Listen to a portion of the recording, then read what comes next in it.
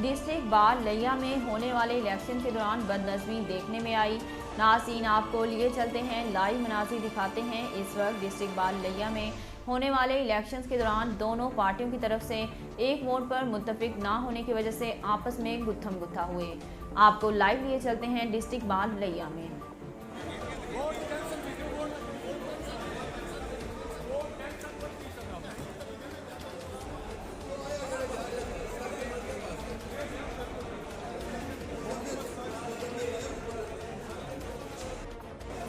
एक वोट पर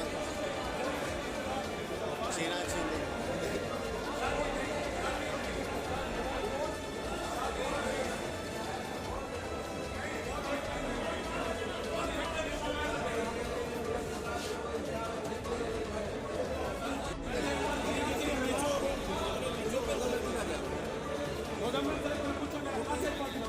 शाह से आप की जेब बची है शाह से आप पकड़ेंगे तो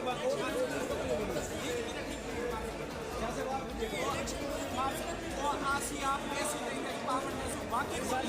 आप